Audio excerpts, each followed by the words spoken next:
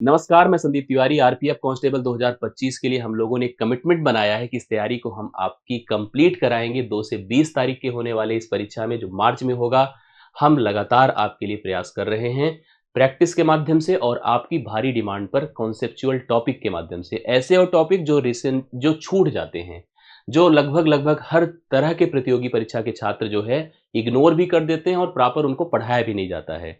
हम ज़्यादातर अरिथमेटिक के टॉपिक में उलझे रहते हैं, वहाँ तो कवर कर लेते हैं, लेकिन जो एडवांस के टॉपिक होते हैं, जो स्तरीय ऐसे भाग होते हैं जहाँ से एक ही टॉपिक को पढ़ लेने से कुछ सवाल कनेक्ट कर जाता है, वो हमारे लिए पढ़ लेना बहुत ज़रूरी है। मैं इसी पर एग्जाम वाला टॉपिक यहाँ पर एक शॉर्ट में, अर्थात हमारे इस वीडियो को आप जब देखेंगे तो एक ही वीडियो में आपको यह पूरा कंप्लीट सेक्शन कवर होता नजर आएगा। आज के सेशन में जो हम टॉपिक यूज करने चल रहे हैं वो इक्वेशन ऑफ स्ट्रेट लाइन, सरल रेखा के समीकरण पर है। दो तरह की एक ही कंडीशन पर सवाल बनने की स्थिति बनती है। आपको दो इक्वेशन दिए जाते हैं जो साइमल्टेनियस लीनियर इक्वेशन होते हैं। हम लोग कक्षा 7-8 में जब पढ़ते थे तो उस समय हमें ऐसी स्थितियां फेस करने को मिलती थी। हम दो समीकरण बनाते थे दो सिचुएशंस को लेकर कि दो संख्याओं का जोड़ इतना है, संख्याओं के अंकों को बदल देने से उनका योग इतना हो जाता है। तो दो समीकरण हम बनाते थे और दोनों को हल करते थे, दो मान आते थे, अर्थात दो वेरिएबल इसमें होते हैं। उन दो वेरिएबल का यूज करके दो जो समीकरण आप बनाते हैं उसका हल क्या होगा, अक्सर ये सवाल आपको नहीं मिलेगा।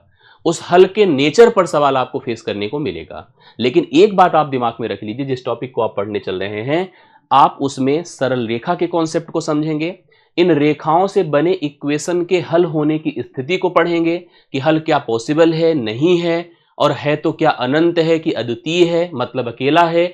और अगर हम उस रेखा कह रहे हैं तो क्या रेखाएं समपाती होंगी, कोलिनियर होंगी, क्या रेखाएं समांतर होंगी, क्या रेखाएं प्रतिच्छेदी होंगी। इस पर सवाल आरपीएफ कांस्टेबल भी पूछ रहा है और आरपीएफ का एसआई एग्जाम भी पूछ रहा है। तो जो सवाल बन सकते हैं, जो सवाल का पैटर्न हो सकता है, वही मैं आपकी इस क्लास में कवर करा रहा हूं। सबसे पहले linear equation in two variables आप जान लीजिए कि होता क्या है, प्रेजेंट कैसे होता है। इसे लिखकर दिखाया जाता है a1x plus b1y plus c1 बराबर 0, a2x plus b2y plus c2 बराबर 0। यहां पर मैं आपकी जानकारी के लिए बता दूं कि जो x है एंड y है ये अननोन है, वेरिएबल है, यही मान आपको निकालना है। ये दो लोगों की आयु हो सकती है, दो अलग अलग संख्याएं हो सकती हैं, दो अलग अलग अंक हो सकते हैं, कुछ भी है, जिनको पता करने के लिए हमने आपको दो कंडीशन दिया। इस कंडीशन का नाम इक्वेशन 1 है, इस कंडीशन का नाम इक्वेशन 2 है। यहां पर a1 a2 b1 b2 c1 c2 c1 c2 ये जितने भी टर्म्स आपके दिए गए हैं ये सब के सब रियल नंबर्स हैं। क्या है? रियल नंबर है, वास्तविक संख्याएं हैं। ये धनात्मक, ऋणात्मक, भिन्नात्मक कुछ भी हो सकते हैं, कैसे भी लिखकर दिए जा सकते हैं। हम लोग ऐसे इक्वेशंस को हल इसीलिए कर पाते हैं क्योंकि यहां पर इक्वेशन ही दो हैं। और मैं आपकी जानकारी के लिए बता दूं, अगर मुझे दो वेरिएबल का मान पता करना है तो या तो मुझे लीनियर में दो इक्वेशन दे दो या तो मुझे क्वाड्रेटिक में एक इक्वेशन दे दो। क्वाड्रेटिक का सेशन मैं अलग से प्रोवाइड करूंगा। लीनियर क्या है पहले इसको जान लीजिए। एक ऐसा इक्वेशन, पहली चीज आप इसको हिंदी में रखिए वर्डिंग के हिसाब से, रैखिक कहलाती है। एक ऐसा इक्वेशन जिसमें जो वेरिएबल है, वेरिएबल की पावर 1 है, वेरिएबल की पावर 1 है। यहां पर x की पावर 1 है, x की पावर 1 है, y की पावर 1 है, y की पावर 1 है। मतलब इस इक्वेशन में जो डिग्री है, डिग्री जिसे हम लोग यहां पर घात बोलते हैं, घात 1 है। तो इस इक्वेशन को हम लीनियर कहते हैं, रैखिक कहते हैं। दो अननोन है तो दो समीकरण का होना जरूरी है। एक अननोन होगा तो एक ही समीकरण से हम लोग आंसर कर सकते हैं। तीन अननोन होगा तो तीन समीकरण का होना जरूरी है। हम अभी फिलहाल अपने पाठ्यक्रम के हिसाब से हम एक अननोन पर दो अननोन पर हम वर्क करने चल रहे हैं। तो हम इसके सोल्यूशन को बना सकते हैं, मतलब इसके सोल्यूशन हल करने के अलग अलग तरीके आपके स्कूल में आपको पढ़ाया गया होगा। एलिमिनेशन मेथड विलोपन विधि, सब्स्टिट्यूशन मेथड प्रतिस्थापन विधि, लाइन पर स्ट्रेट लाइन का उपयोग करके, क्रैमर्स रूल यूज करके, अलग अलग तरीके से, मैट्रिक्स का यूज करके अलग अलग तरीके से हम लोगों ने इक्वेशन को हल किया है। जैसे अगर दिया हो 2x प्लस 5y बराबर 7, 3x प्लस 2y बराबर मान लीजिए यहां पर 10 दिया है, और आपसे कह दे कि x का मान बता दो, y का मान बता दो। हम x y को एलिमिनेट करके एक मान को निकालकर दूसरे में सब्स्टिट्यूट करके रेखा पर जाकर के हम x y के मान को ज्ञात करते थे, जो आपकी परीक्षा में सवाल के रूप में आपको देखने को नहीं मिलेगा। हमें इस लीनियर इक्वेशन हमें इस लीनियर इक्वेशन, ध्यान से मेरी बात को आप बस केवल सुनते जाइएगा, समझते जाइएगा। Linear equation in two variable, ठीक है, ध्यान से देखिएगा, इन टू वेरिएबल अर्थात दो चरों पर आधारित रैखिक समीकरण, दो चरों पर आधारित रैखिक समीकरण के जो हल आते हैं उस हल के मतलब इसके सॉल्यूशन अर्थात इसके हल के नेचर को समझना होगा, इसकी प्रकृति को समझना होगा, नेचर को समझना होगा अर्थात प्रकृति को समझना होगा। आपने जैसे अभी पीछे डिस्कशन किया कि हमारे पास ऐसा कोई इक्वेशन आए, हम उसमें एक्स वाई का मान बता देंगे, बट ऐसा हमेशा कंपलसरी नहीं होता है। जरूरी नहीं कि आप हर इक्वेशन का मान बता ही दे। आपने इक्वेशन देखा कैसा था, आप यहां पर इक्वेशन लिख लीजिए, a1x plus b1y plus c1 बराबर 0, a2x plus b2y plus c2 बराबर 0। याद रखना a1 a2 b1 b2 c1 c2 ये सब रियल नंबर है, एक्स वाई वेरिएबल है। जब इसके हल पर चलते हैं, इसके सॉल्यूशन पर चलते हैं, तो या तो सॉल्यूशन संभव होता है, पॉसिबल है मतलब संभव है, या तो संभव नहीं है। दो प्रकार की स्थिति आपको फेस करने को मिलती है। संभव नहीं है मतलब जरूरी नहीं कि हर इक्वेशन का सॉल्यूशन संभव ही है। जब मैं आपको बता दूं, सबसे पहले संभव नहीं है वाली बात करता हूं। x का गुणांक a1, x का गुणांक a2, मैं एक रेशियो बना दूं, यदि a1 बराबर a1 अपान a2 बराबर है b1 अपान b2 के, but not equal to c1 upon c2 के है, तो ऐसे इक्वेशन का कभी भी कोई मान संभव नहीं होगा। जैसे लिखा हो 2x प्लस 3y प्लस 7 बराबर 0, यहां लिखा है 4x प्लस 6y प्लस 10 बराबर 0। जब आप इस इक्वेशन को हल करेंगे तो आप किसी भी एक्स वाई के मान को नहीं निकाल सकते। कैसे? जब मैंने इसको रेशियो बनाया, 2/4 किया, 3/6 किया, 7/10 किया, पता चला ये दोनों तो बराबर हैं, 1/2, बट 7/10 के बराबर नहीं है, तो इस इक्वेशन का आप कोई हल नहीं निकाल सकते हैं। नॉट पॉसिबल, कोई सोल्यूशन नहीं आएगा। सोल्यूशन देखिए पॉसिबल कब होगा, सुनिएगा, सोल्यूशन तब पॉसिबल होगा जब दो प्रकार की स्थिति, पॉसिबल होने पर भी दो सिचुएशन बनती है। एक होता है यूनिक सोल्यूशन।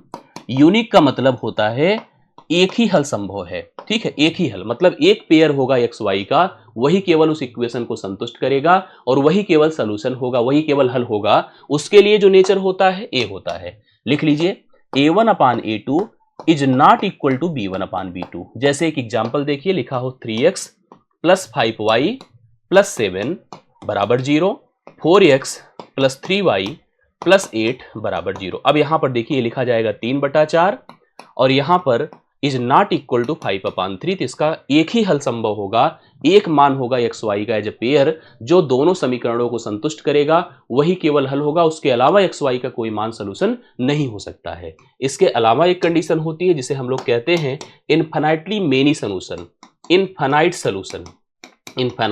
सोल्यूशन। इसको हम अनंत हल कहते हैं। अनंत हल का मतलब एक ऐसी स्थिति आपके सामने आती है जब उसी इक्वेशन के एक से अधिक बहुत सारे सॉल्यूशन संभव होते हैं। उसके लिए स्टेटमेंट क्या बनेगा, इसको भी आप दिमाग में रख लीजिएगा।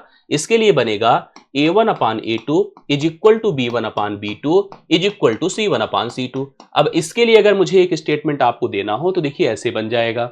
लिखा है 3x प्लस 4y प्लस 5 बराबर 0, 6x प्लस 8y प्लस 10 बराबर 0। अब आप रेशियो बनाइए 3/6, 4/8, 5/10। आप अगर चेक कर लीजिए रेशियो बनेगा, सब तीनों के तीनों आपस में बराबर होंगे। तो याद रखना, जब कभी भी हमारे पास ऐसा इक्वेशन का फॉर्मेट हो, अगर a1 upon a2, b1 upon b2, c1 upon c2 तीन के तीनों रेशियो इक्वल हैं तो अनंत हल है। a1 upon a2 b1 upon b2 के बराबर नहीं है, यूनिक सोल्यूशन, केवल एक मान संभव है। अगर a1 अपान a2 तो बराबर है b1 अपान b2 के, but not equal to c1 upon c2 के, तो कोई हल संभव नहीं है। तो आपने देखा कि हमारे लीनियर इक्वेशन, ध्यान से मेरी बात को समझिएगा, लीनियर इक्वेशन जो हमारे पास दो थे, अगर हम उन दोनों इक्वेशंस के सोल्यूशन को नोटिस किए, मैंने इन दोनों इक्वेशंस अर्थात a1x plus b1y plus c1 बराबर 0, a2x plus b2y plus c2 बराबर 0, अगर हमने इन दोनों इक्वेशंस को जो लीनियर हैं, अगर हमने मान लिया कि ये दोनों इक्वेशन के साथ साथ एक स्ट्रेट लाइन भी है, ए एक सरल रेखा भी है, ठीक है, सरल रेखा भी है, क्योंकि आप इस तरह की किसी भी इक्वेशन को कार्टेशियन सिस्टम अर्थात ग्राफ पर प्लॉट कर सकते हैं एक्स वाई एक्सिस के रूप में। आप ऐसे यहां पर इन रेखाओं को प्रेजेंट कर सकते हैं, कभी ऐसे जाएगी, कभी ऐसे जाएगी, कभी ऐसे आएगी, कभी ऐसे जाएगी, इसी के ऊपर जाएगी। इसी प्रकार से अलग अलग हम इनको स्ट्रेट लाइन के रूप में प्रेजेंट कर सकते हैं। अब अगर हम इन्हें स्ट्रेट लाइन की तरह कंसीडर करेंगे तो यहां पर स्ट्रेट लाइन की 3 सिचुएशन हमें नोटिस करनी होगी। एक पहली स्थिति होती है कोलीनियर होना, इसे कोइंसिडेंट भी कहते हैं, कोलीनियर होना। कोलीनियर का मतलब होता है संरेख होना। जब कभी ऐसी स्थिति आए कि एक रेखा जैसे हमने कार्टेशियन सिस्टम पर प्रेजेंट किया, इसको मान लीजिए प्रेजेंट किया, दूसरी रेखा जब मैं प्रेजेंट करने लगा तो वो भी जाकर उसी पे लाई कर गई, मतलब पहली रेखा पर ही दूसरी रेखा लाई कर रही, ओवरलैप कर रही है। इस समय इसे हम कोलीनियर कहते हैं। अब ऐसे में दोनों रेखाओं के जो हल हैं वो एक नहीं हजार हैं, अर्थात इनफाइनाइट सॉल्यूशन को प्रेजेंट करेंगे। इनफाइनाइट सॉल्यूशन अर्थात अनंत हल को प्रेजेंट करेंगे। अनंत हल के लिए आपने क्या पढ़ा था? a1 upon a2 is equal to b1 upon b2 is equal to c1 upon c2। मतलब जब दो साइमल्टेनियस इक्वेशन के अनंत हल संभव होंगे तो उन इक्वेशन से बनी स्ट्रेट लाइन कोलीनियर होगी, हिंदी में संरेख होगी, हिंदी में समपाती होगी। क्या होगी? समपाती होगी। इसको ध्यान रखिएगा। दूसरी स्थिति पर मैं आपको लेकर चलता हूं। एक ऐसी कंडीशंस आएगी कि दोनों रेखाएं ऐसे एक दूसरे को इंटरसेक्ट कर जाएगी। इंटरसेक्शन हमेशा एक ही बिंदु पर होती है, इसको इंटरसेक्टिंग लाइंस कहते हैं। इंटरसेक्टिंग लाइन कहते हैं, अर्थात हिंदी में प्रतिच्छेदी रेखा कहते हैं। क्या कहते हैं भाई? हिंदी में हम इसे प्रतिच्छेदी रेखा कहते हैं। अब प्रतिच्छेदी रेखा का सिस्टम क्या है?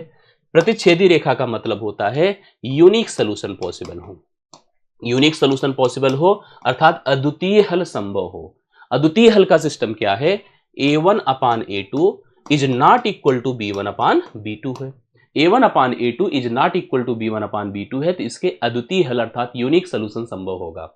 आगे बढ़ता हूं। तीसरा जो कॉन्सेप्ट होता है वो होता है पैरेलल लाइन। जैसे एक लाइन ऐसे जा रही है, एक लाइन ऐसे जा रही है, तो ये तीनों लाइंस आपकी, दोनों लाइंस आपस में क्या है? पैरेलल है। पैरेलल को हिंदी में कहते हैं समांतर होती है। समांतर का मतलब इनके बीच का अंतर हमेशा बराबर होता है, ये दोनों को एक दूसरे को कभी मीट नहीं करती। अर्थात इस समय इक्वेशन का नो सोल्यूशन, कोई हल संभव नहीं है। अब कोई हल संभव तब नहीं होता है जब a1 upon a2 is not equal to a1 upon a2 is equal to b1 upon b2 but not equal to c1 upon c2 होगा, तब जाकर के इसका कोई हल संभव नहीं होगा। मतलब याद रखना, जब रेखाओं के अनंत हल होंगे तो रेखाएं समपाती होंगी, कोलिनियर होंगी। जब रेखाओं का केवल एक हल ही संभव होगा तो यूनिक सोल्यूशन होगा और रेखाएं प्रतिच्छेदी होंगी। अब जब रेखाओं के कोई हल संभव नहीं होंगे तो रेखाएं पैरेलल मतलब समांतर होंगी और उस समय उस रेखाओं का कोई हल संभव नहीं होगा। मेरे ख्याल से आपको ये दो नेचर जानकर, तीन नेचर जानकर, तीन और प्रकार के सॉल्यूशंस को आप लोग यहां पर क्रिएट कर सकते हैं। अब आते हैं कि आरपीएफ, एसआई में और कांस्टेबल में सवाल देता कैसे है। इस टॉपिक पर सवालों को हल करने से सब क्लियरिटी हो जाएगी, सब चीजें आपको कंफर्म हो जाएगी। पहला सवाल लेता हूं। पहला सवाल आरआरबी आरपीएफ कांस्टेबल का ही है। 2019 का सवाल था, 17/1/2019 का, शिफ्ट 1 का। सवाल कैसे था? पी के किस मान के लिए निम्न समीकरणों का केवल एक ही हल होगा? एक ही हल का मतलब यूनिक सोल्यूशन। समीकरण क्या है? 2x प्लस 3y बराबर -5। दूसरा क्या है? 2x प्लस py बराबर कितना दिया है? 2 दिया है। ये दोनों इक्वेशन है, साइमल्टेनियस लीनियर इक्वेशन है। हमें से कहा है कि केवल एक ही हल का मतलब होता है unique solution. Unique solution, unique solution का मतलब होता है a1 upon a2 is not equal to b1 upon b2। समझ रहे हैं? अब आप लिखो, यहां पर x का गुणांक 2/2 कर दीजिए, यहां पर दोनों में 2 है, but not equal to 3 upon p होना चाहिए। 3 अपान p होना चाहिए। इसका मतलब ये कट जाएगा, एक is not equal to 3 upon p होना चाहिए, तो p is not equal to 3 होना चाहिए। मतलब सवाल में हमसे देखिए पूछा क्या है? p के किस मान के लिए पूछा है, तो p का मान 3 के अलावा कुछ भी हो सकता है। 3 के अलावा कुछ भी हो सकता है। 3 को छोड़कर कोई भी मान अगर रख देंगे तो इसका कोई भी मतलब एक ही हल आएगा। अगर हम लोग यहां पर 3 रख देंगे तो जैसे इसने हमसे कहा ना, p 3 नहीं होना चाहिए। अगर p 3 हो गया तब तो दोनों बराबर ही हो जाएंगे ना।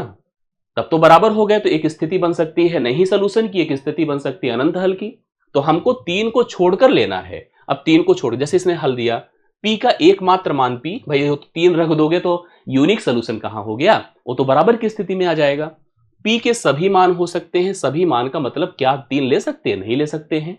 p का मान 3 के अतिरिक्त कोई भी संख्या है, इसका सेंस ही है कि 3 को छोड़कर एनी रियल नंबर, मतलब p belongs to real number but p is not equal to 3। 3 को छोड़कर कोई भी वास्तविक संख्या आप रख दीजिए, यह इक्वेशन आपको यूनिक सॉल्यूशन, अद्वितीय हल जरूर प्रोवाइड करेगा।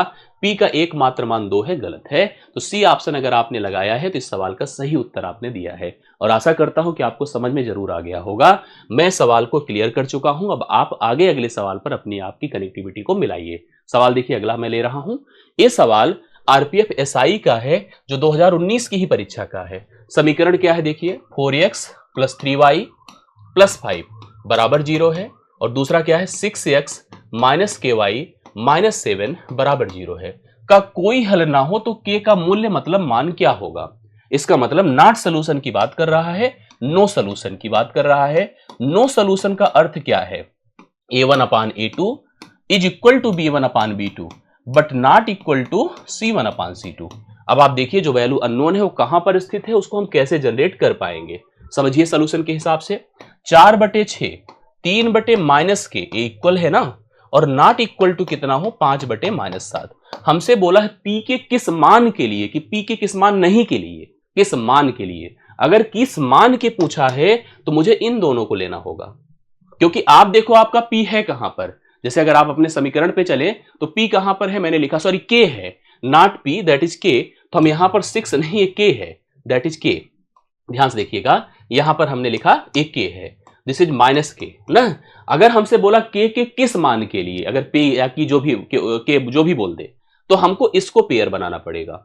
अगर किस मान के लिए नहीं तो हमको इसको पेयर बनाना पड़ता है। ऐसे भी सवाल आपसे पूछ सकता है कि किस मान के लिए नहीं, मतलब k का ऐसा कौन सा मान नहीं होगा, तो आपको इसको लेना पड़ता है, क्योंकि नॉट इक्वल टू ये रिलेशन दे रहा है। आइए फिलहाल हमको मान के लिए पूछा है तो मैं इस पर चलता हूं, लिखूंगा 4/6 is equal to 3/-k, correct है। अब देखिए थोड़ा सोल्यूशन पर चलिए, यहां पर 2 दूना 4 है, 2 तिया 6, 3 तिया 9 हो जाएगा, 9/2 कर दीजिए बराबर -k है। तो k का मान अगर 2 से इसको डिवाइड कर दे -4.5 होगा। तो k का मान -4.5 होगा, जो कि ऑप्शन नंबर ए में दिया है। मतलब k के -4 मान का उपयोग अगर हम करेंगे तो इसका कोई हल नहीं आएगा। अगर हमसे कहता किस मान के लिए नहीं तो मुझे इस पर जाना पड़ता, तो k का वह मान छोड़ करके, जैसे पिछले सवाल में आपने देखा था। आशा करता हूं ये भी समझ में आया होगा, सभी लोग एकदम क्लियर समझ लीजिएगा। अब अगले सवाल पर मैं आपको लेकर चलता हूं। सवाल देखिए क्या है, निम्नलिखित समीकरणों को हल करके x और y का मान ज्ञात कीजिए। फिर कहा है 9x + 3y + 12 बराबर 0, 18x + 6y + 24 बराबर 0।